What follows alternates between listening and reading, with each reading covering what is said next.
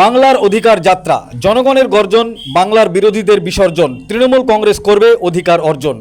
এই কর্মসূচি শুরু হয়েছে সারা রাজ্য জুড়ে। সারা রাজ্যের সাথে সাথে আজ মুর্শিদাবাদ জেলার রানীতলা থানার অন্তর্গত খড়িবোনা নসিপুর অঞ্চলে এই কর্মসূচি অনুষ্ঠিত হলো তৃণমূল কংগ্রেসের। এর পাশাপাশি ভগবানগোলা বিধানসভার উপনির্বাচনের তৃণমূল কংগ্রেসের প্রার্থী রিয়াত হোসেন সরকারের সমর্থনে চলল জোর কদমে ভোট প্রচার। সারাদিনের কর্মসূচি শেষ করার পর নসিপুর পঞ্চায়েত মোড়ে নসিপুর অঞ্চল তৃণমূল কংগ্রেসের উদ্যোগে একটি ইফতার মজলিসের আয়োজন করা হয়। এছাড়াও একটি পথসভার আয়োজন করা হয়। পথসভায় নসিপুর অঞ্চলের অঞ্চল সভাপতি শামসুল আলম তিনার ভাষণে বলেন, আমাদের মুখ্যমন্ত্রী মমতা বন্দ্যোপাধ্যায়ের স্নেহধন্য প্রার্থী, আমাদের ঘরের ছেলে, কাছের ছেলে, পাশের ছেলে, ভালো ছেলে রিয়াত হোসেন সরকারকে আপনারা ভোট দিয়ে বিপুল ভোটে জয়যুক্ত করুন। আমরা যেন আমাদের মুখ্যমন্ত্রী মমতা বন্দ্যোপাধ্যায়ের হাতে রিয়াত হোসেন সরকারকে উপহার হিসাবে তুলে দিতে পারি।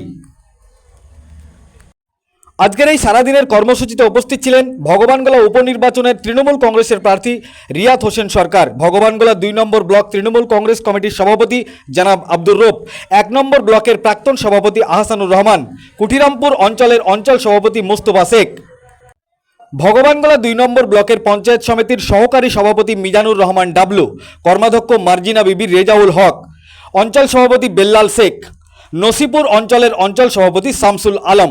এছাড়া আরও অনেকেই উপস্থিত ছিলেন। তিনারা সংবাদ মাধ্যমকে কে কি জানিয়েছেন বিস্তারিত শোনাবো আপনাদের।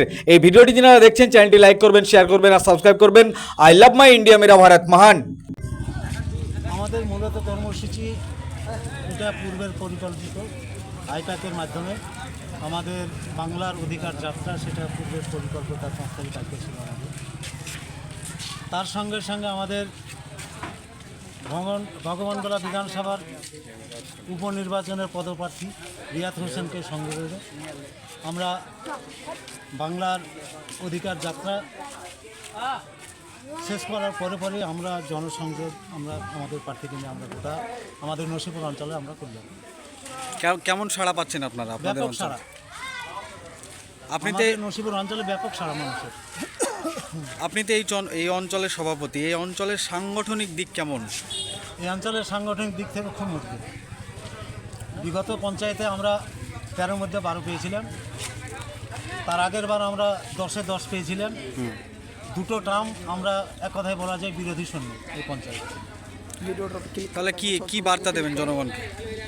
আগামী যে বিধানসভা উপনির্বাচন, লোকসভা নির্বাচন, লোকসভা এবং বিধানসভা যৌথ নির্বাচনে বিশেষ করে আমরা মানুষকে এই বার্তা দেব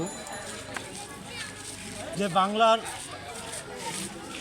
যে অধিকার যাত্রা, আপনারা প্রত্যেকেই জানেন যে 2021-22, 22-23 যে আর্থিক বছর, এই আর্থিক বছরে এমজি এনার্জির যে কাজ করা হয়েছিল, যারা অসহায় দুস্থ মানুষ, লেবার শ্রেণীর মানুষ, তারা 100 দিনের কাজ করেছিল। তারা এই বিগত 2 বছর মানে 21-22, 22-23 এই টাকাটা কেন্দ্র সরকার টোটালি বন্ধ করে দিয়েছিল, যার ফলে আমাদের রাজ্য সরকার তথা মমতা ব্যানার্জির সরকার কেন্দ্রের কাছে দিল্লিতে যন্তর মন্তর থেকে শুরু করে কলকাতা রাজপথ থেকে শুরু করে রেড রোড পর্যন্ত ধর্ণা দেওয়ার পর আমাদের রাজ্য সরকারের কোষাগার থেকে তার নির্দেশে প্রত্যেকটা পঞ্চায়েত এলাকায় সহায়তা কেন্দ্র খোলার পর যারা অ্যাপ্লিকেশন করেছিল, যারা যেই সব লেবারেরা কাজ করেছিল বকেয়া টাকা পায়নি, তারাই অ্যাপ্লিকেশন করেছিল। আমরা দলগতভাবে সেই সহযোগিতা করেছিলাম এবং তারা অ্যাপ্লিকেশন করার পর তাদের অ্যাকাউন্টে টাকা ঢুকে গেছে। মানুষকে এই বার্তা আমরা দেব যে আমাদের জননেত্রী মমতা বন্দ্যোপাধ্যায় মানুষকে যে কথা দেয় সেই কথা রাখে এবং তাকে সামনে রেখে আগামী যে লোকসভা, ভারতবর্ষকে আগামী দিন পথ দেখাবে এই বাংলার মাটি থেকে আমাদের জননেত্রী মমতা বন্দ্যোপাধ্যায়। ধন্যবাদ। আপনার নাম পরিচয়? আমার নাম শামসুল আলম, প্রাক্তন প্রধান, বর্তমান। আজকে কি কর্মসূচি ছিল আপনাদের?